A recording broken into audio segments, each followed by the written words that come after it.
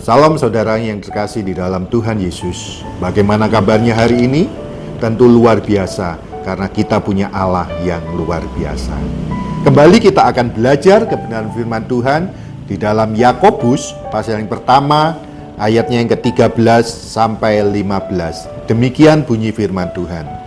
Apabila seorang dicobai, janganlah ia berkata, pencobaan ini datang dari Allah, sebab Allah tidak dapat dicobai oleh yang jahat, dan ia sendiri tidak mencobai siapapun. Tetapi tiap-tiap orang dicobai oleh keinginannya sendiri, karena ia diseret dan dipikat olehnya. Dan apabila keinginan itu telah dibuai, ia melahirkan dosa, dan apabila dosa itu sudah matang, ia melahirkan maut. Amin. Keinginan adalah hasrat, kehendak, atau harapan dalam diri manusia.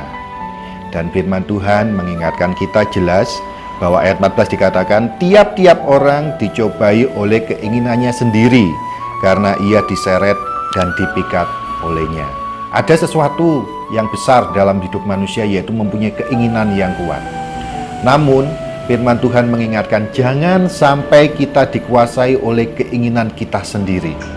Karena ada dua keinginan, yaitu keinginan yang negatif, keinginan yang positif. Kalau keinginan yang negatif itu berasal dari daging. Kalau keinginan yang positif itu berasal dari Tuhan, seperti dalam Roma pasal 8 ayat yang ke-6.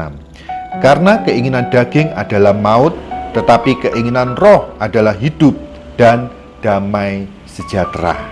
Nah, ada suatu kejadian, ada seorang anak muda ingin memiliki sebuah sepeda motor. Namun karena dia belum bekerja dan orang tuanya dari keluarga yang sederhana, tapi karena keinginannya yang kuat, dia dipikat oleh keinginannya yang kuat. Makanya apa yang dilakukan? Dia membunuh temannya sendiri yang memiliki sebuah motor. Karena apa? Karena ia terpikat oleh keinginannya sendiri untuk memiliki sebuah motor. Dan akhirnya apa? Bukannya dia hidupnya tambah enak, hidupnya akhirnya di penjara. Saudara yang terkasih di dalam Tuhan, kita juga harus hati-hati terhadap apa yang menjadi keinginan dalam hidup kita. Apakah keinginan kita itu berkenan kepada Tuhan atau tidak berkenan kepada Tuhan. Dan cara untuk mencapai keinginan kita pun kita juga hati-hati. Karena orang di dunia ini keinginannya besar, dia menghalalkan segala cara untuk apa? Memenuhi segala keinginan. Dan kalau kita boleh jujur, banyak sekali loh keinginan di dalam diri kita manusia. Coba apa itu keinginan kita? Kita bisa bayangkan apa keinginan kita. Tapi ingat satu hal, apakah keinginan kita itu berkenan kepada Tuhan atau tidak? Apakah cara kita mencapai keinginan kita itu sudah benar sesuai dengan kebenaran firman Tuhan atau jalan pintas yang salah? Di dalam Galatia 5 ayat yang ke-16 juga dikatakan, hiduplah oleh roh, maka kamu tidak akan menuruti keinginan daging. Biarlah renungan yang singkat ini menjadi berkat bagi kita semua, bagi saya dan saudara, bahwa segala keinginan kita itu ada dalam hidup kita itu wajar.